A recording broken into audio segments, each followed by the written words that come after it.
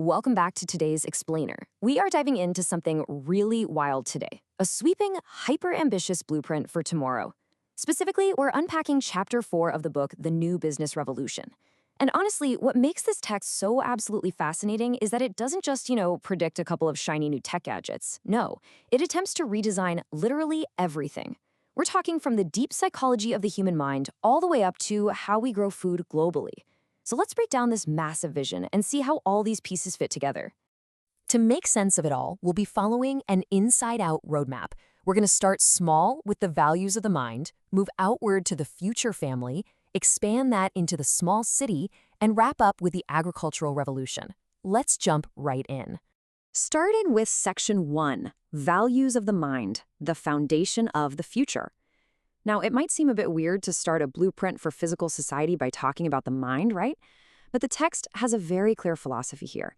It argues that all external structures in society are ultimately born from internal human values. Basically, you can't build the city of the future without first understanding the mind of the citizen. The author actually distills the human mind down to 3 absolute baselines. First up is creativity.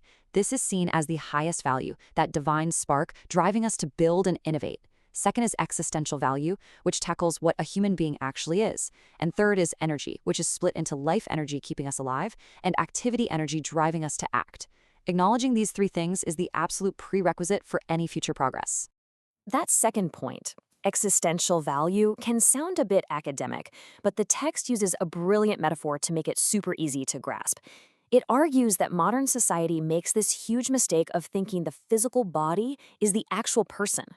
Instead, think of the body as just a vehicle, like a car or a boat. The true essence of the person, the real value, is the driver or the captain inside, the soul. So any future society absolutely has to be built to serve the driver, not just the car. So what does this all mean? If we accept that humans are these creative, energetic beings whose real value is way beyond the physical, how does that actually change the way we live day to day? Like, how do these internal values physically reshape our living rooms? That brings us to Section 2, the future family, rethinking the household. This is where the text sharply critiques modern living and analyzes how economic pressures have totally fractured the way we live together. Think about today. We see a massive trend toward people living alone or in small, isolated nuclear families. The text points out that this isolation is driven by real economic realities, like the necessary rise of female workforce participation and corporate demands for job transfers.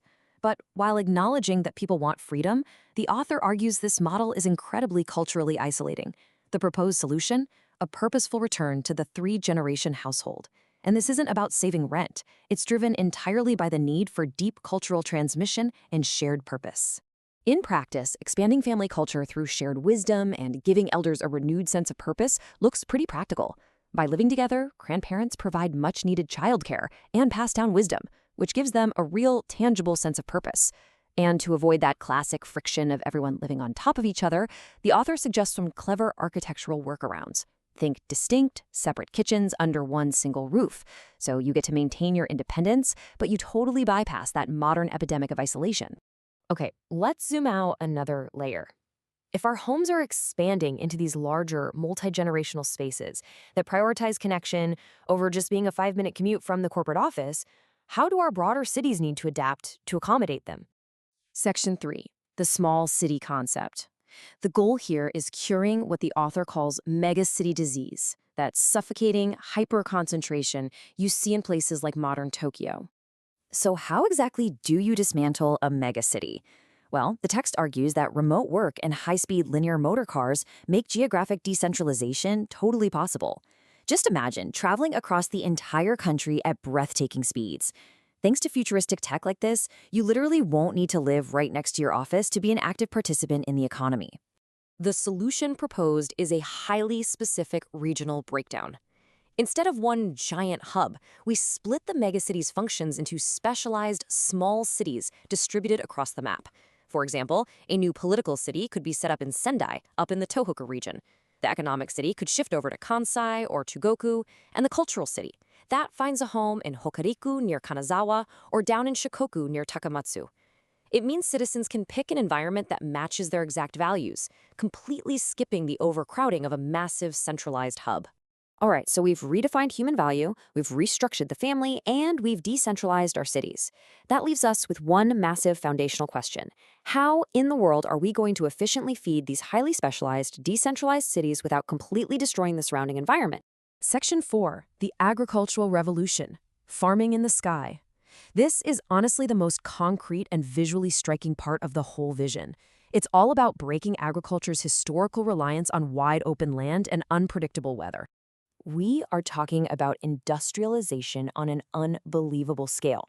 The text envisions a total transition away from small family plots, moving toward large-scale corporate farming models.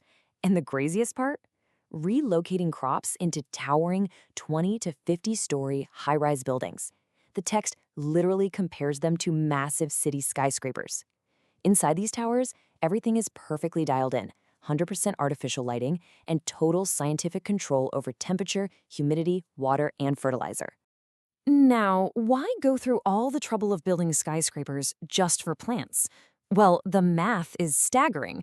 By stacking farms vertically and taking the weather totally out of the equation, agricultural output becomes mathematically hyper-efficient. The text predicts a 50 to 100 times increase in crop yields per unit area. 50 to 100 times. That is a total game changer. And because of this, farming completely transforms. As the text puts it, it shifts from sweating in the fields to acting as scientists, chemists, and high-level corporate managers. This technological leap totally elevates the social and professional status of the farmer. It's a complete white-collarization of the industry. They'll be overseeing complex biological factories instead of working the dirt. And to make sure these pristine new smart cities actually stay livable, the text briefly touches on livestock too. To get rid of pollution, odors, and just general public nuisance in our living spaces, livestock farming, like pigs and chickens, will be relocated to highly automated, unmanned artificial islands. It geographically isolates the environmental impact while using advanced robotics to run the whole show. Wow, okay, we've covered a huge amount of ground in today's explainer. We trace the line all the way from the spiritual values of the mind, straight through the multi-generational family, out to the decentralized small cities, and finally up into the towering agricultural skyscrapers of tomorrow. It's a wildly interconnected vision. So I want to leave you with this final thought. When you look at the trajectory of our technology and our shifting social habits today, which of these bold structural predictions from the text do you think is actually the closest to becoming reality? Thanks for hanging out with me today, and keep questioning the future.